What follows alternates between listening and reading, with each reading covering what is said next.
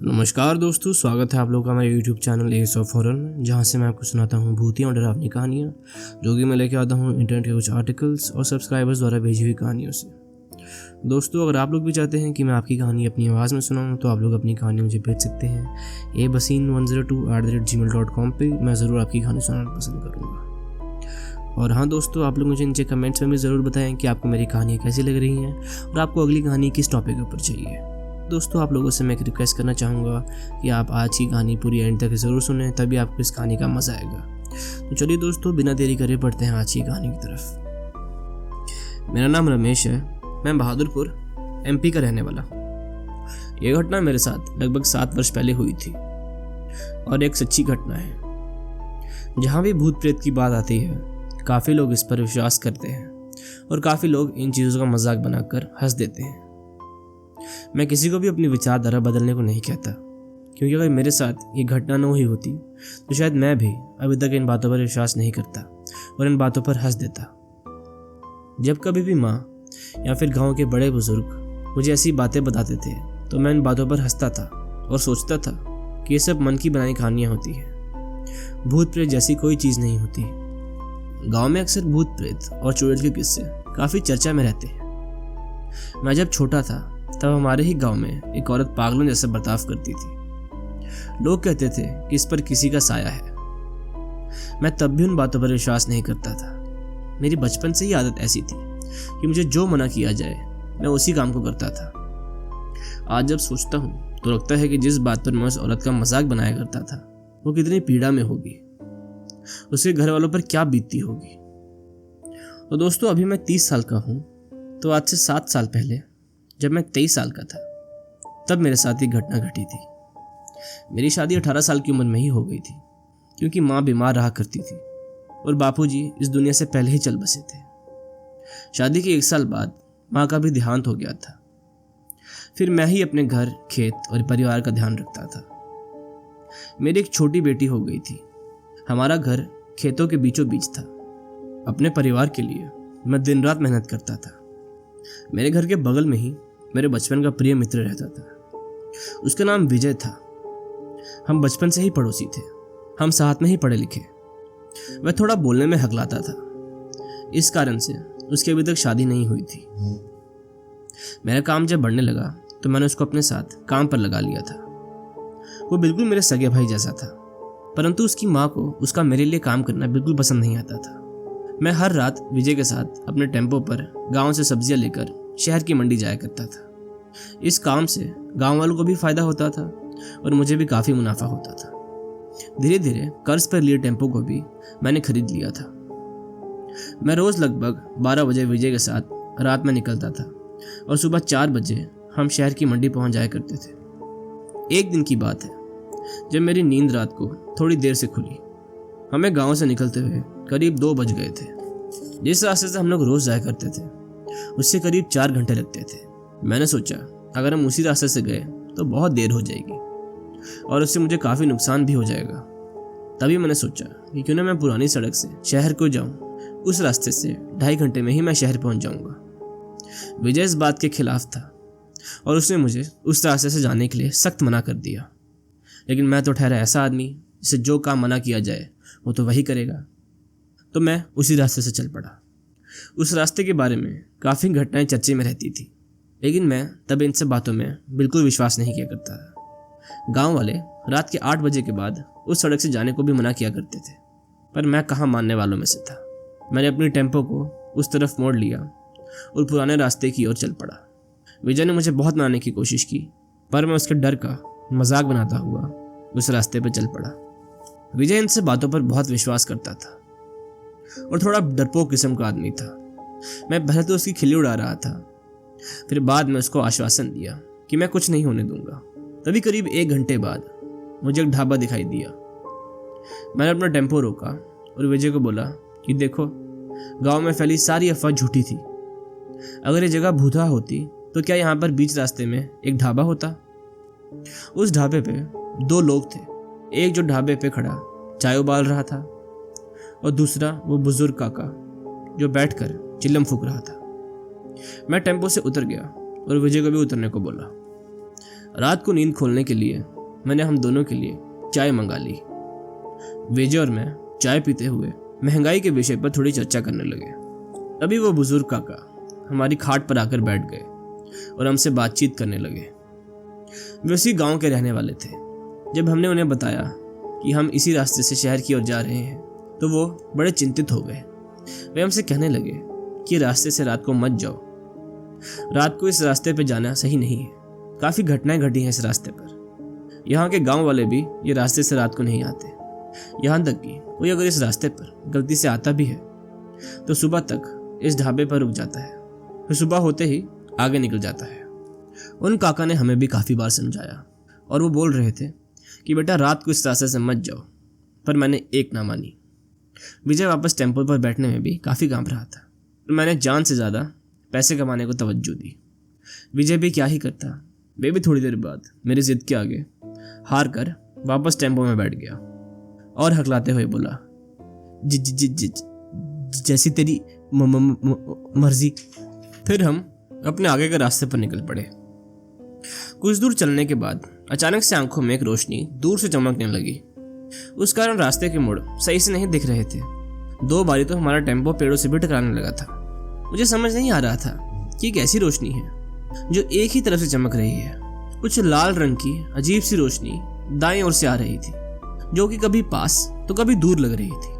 तभी मैंने गुस्से में अपना टेम्पो रोक दिया। विजय ने जोर से चिल्लाया कि क्यों रोकी गाड़ी तुमने? पागल हो क्या तुम? मैंने उसे गाड़ी में ही बैठे रहने को कहा। मैंने टेम्पो से उतरने का सोचा, तभी विजय ने मुझे टेम्पो से उतरने के लिए साफ साफ मना कर दिया और कहा कि टेम्पो से इस समय इस इंसान रोड पर उतरना उसे कुछ सही नहीं लग रहा है। तो मैंने उसे गाड़ी में ही बैठाने को कहा। टेम्पो से उतरकर मैं आसपास देखने लगा। थोड़ी दूर अंदर घने पेड़ों के पास से कुछ रोशनी आ रही थी। थोड़ी दूर अंदर घने पेड़ों के पास चलकर जब मैं गया तो एक विशाल से पेड़ पे, जिसकी टहनियां बहुत दूर तक फैली हुई थी, उधर ही मैंने वो चमकती चीज देखी, जो कि एक लाल रंग का कपड़ा था, तो ऊपर पेड़ से बंधा हुआ था और चमक रहा था। मैंने बिना कुछ सोचे ही पेड़ पर गांठ से बांधे हुए इस कपड़े को उतार दिया और वापस टेम्पो की ओर जाने लगा। विजय गाड़ी में डर के मारे बैठा कांप रहा था। पक्षियों की डरावनी आवाज उसे और भी ज्यादा भयभीत कर रही थी। उस सड़क पर से और कोई भी गाड़ी नहीं जा रही थी। विजय को यह बात और भी ज्यादा डरा रही थी। वापस टेम्पो के पास आकर मैंने विजय को वो कपड़ा दिखाया जो उस पेड़ पर बंधा हुआ था। मैंने बोला, यही कारण होगा कि लोगों की गाड़ी का एक्सीडेंट हो जाता होगा और इस वजह से इस रास्ते को भूतिया घोषित कर दिया गया है। मैं हंसते हुए वापस बैठ गया। विजय पूरे रास्ते शांत ही रहा। 4 बजे के पहले पहले ही हम दोनों शहर की मंडी पर पहुंच गए थे। मैं मन ही मन हंस रहा था। गांव वाले बिना कुछ जाने अफवाहें फैला देते हैं और सब उन बातों पर आंख बंद करके विश्वास भी कर लेते हैं। दोपहर 1 बजे तक हम दोनों अपने गांव वापस आ गए। घर पहुंचकर मैंने टेम्पो अपने घर के पास वाले मचाने के बगल में लगा दी। विजय भी अपने घर मुंह हाथ धोने चला गया। जब भी शहर से वापस लौटता हूँ, मेरी बेटी पायल के चेहरे पे बड़ी प्यारी सी मुस्कान आ जाती है। वह उस दिन भी हंसते हंसते मेरे पास आई और खेल खेल में टेम्पो में पड़े हुए इस कपड़े को उठाकर अपने घर ले आई। मैंने भी सोचा, खेल रही है तो क्यों रोक टोक लगाऊं। गांव में हम सब लोग 6 बजे के करीब सो जाया करते थे। रात के 12 बजे की बात थी। कल शहर भी नहीं जाना था तो मैं आराम से सोने चला गया था। तभी अचानक से दरवाजे पे कुंडी खटकने की आवाज आई। मुझे लगा यह हवा के कारण हुआ होगा, इसलिए मैं वापस कंबल ओढ़ कर सो गया। थोड़ी ही देर में फिर से वापस कुंडी खटकाने की आवाज आई। इस बार वो हवा से हिलने वाली आवाज नहीं थी, बल्कि 4-5 बार लगातार खटकने की आवाज थी, जैसे कोई बाहर खड़े दरवाजा खटखटा रहा हो। मेरी बेटी और बीवी आराम से सोए हुए थे। मैं चप्पल पहनकर दरवाजा खोलने को उठा। मुझे लगा क्या पता पड़ोसी में से किसी की तबीयत खराब हो गई हो। दरवाजा खोलने पर मैंने देखा कि कोई भी बाहर नहीं था। मुझे लगा कि शायद थकान की वजह से मुझे भ्रम हो रहा होगा। हवा के कारण ही कुंडी से दरवाजे पर आवाज आ रही होगी। मैं शायद ज्यादा सोच रहा होगा। मैं वापस दरवाजा बंद करके सोने को चला गया। सुबह 6 बजे खेत पर भी जाना था। आधे घंटे ही हुए होंगे कि वापस से दरवाजे पे किसी ने जोर से खटखटाया। इस बार मुझे यकीन था कि हवा के कारण नहीं हो सकता। मैं वापस बाहर गया और इस बार दरवाजा खोल के मैं घर के बाहर एक चक्कर मार आया। ये सोच के कि कहीं कोई मजाक तो नहीं कर रहा। तभी अचानक हमारे घर के पीछे वाले कुएं की तरफ से मुझे आंखों में एक चुभती हुई रोशनी आई। ध्यान से जब देखा तो कुएं की रस्सी पर वही कपड़ा बंधा हुआ था जो पिछली रात मैंने उस पेड़ से हटाया था। मुझे लगा कि क्या पता मेरी बेटी ने ही बांध दिया हो। मैंने गुस्से में उस कपड़े को उतार कर नीचे फेंक दिया और यही भूल गया कि मैं आधी रात बाहर क्यों आया था और वापस सोने चला गया।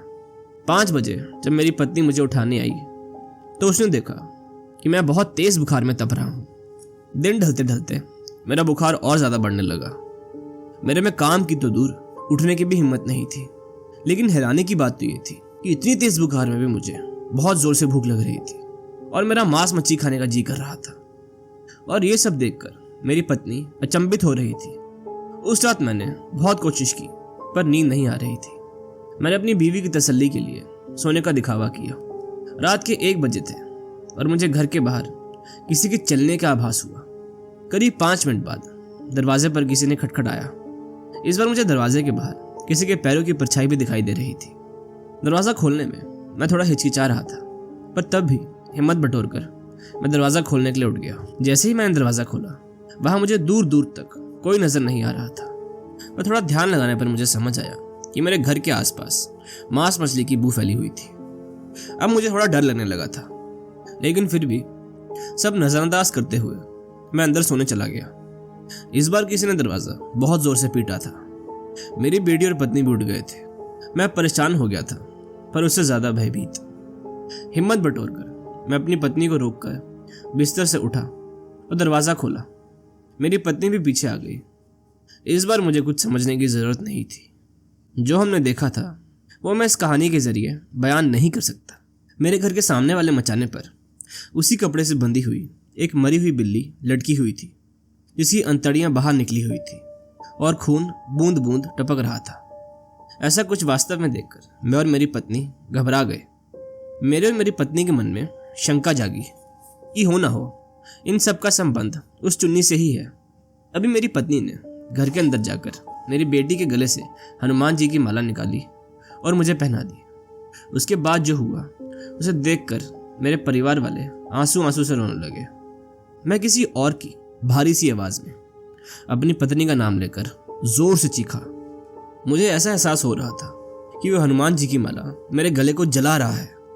मैंने एक क्षण में उसे तोड़कर फेंक दिया। मेरी बीवी देखती ही रह गई और मैंने उसकी नज़रों के सामने उस मरी हुई बिल्ली को कच्चा ही खा लिया। वो रात हम सबके लिए बहुत लंबी रात थी, मानो जैसे वो कटने का नाम ही नहीं ले रही हो। अगले ही दिन मेरी पत्नी ने गांव की एक बूढ़ी औरत से भूत प्रेत भगाने वाले बाबा का पता मांग लिया। उस जगह पर हमें अपनी बेटी को ले जाना उचित नहीं लगा, तो हमने विजय और उसकी माँ के घर अपनी बेटी को छोड़ दिया था। बाबा जी की एक बहुत पुरानी सी झोपड़ी थी, जिसके अंदर का वातावरण काफ़ी अजीब सा था। धूप, हवन, कंकाल, भस्म, मोमबत्तियाँ, ये सब अंदर था। मैं वो कपड़ा भी लेकर गया था। बाबा को सब बताकर हमने उनसे इन सब से बचने का उपाय मांगा। तब बाबा ने बताया कि इस कपड़े में एक शक्तिशाली आत्मा को बांधा गया था, जिसको किसी ने रास्ते में बिना वजह गाड़ी से कुचल दिया था और अब वो प्रेत बन के सबसे बदला ले रही थी। उस कपड़े की गांठ को खोलकर मैंने उस आत्मा को वापस आज़ाद कर दिया था और उसे उसकी शक्तियाँ वापस दे दी थी। वह प्रेत इतनी ताकतवर थी कि वह मेरी जान भी ले सकती थी। बाबा ने उस दिन के बचाव के लिए मुझे एक ताबीज़ दी थी, पर अगले दिन हमें उसी कच्ची सड़क पर जाकर उस कपड़े को बांधकर एक पूजा भी करनी थी। पर यह सब यही थम जाता तो अच्छा था। कहते हैं ना, जब बुरा समय आता है तो चारों दिशाओं से आता है। घर पहुंचकर हमने देखा कि हमारी बेटी पायल घर पर तेज बुखार से तड़प रही थी।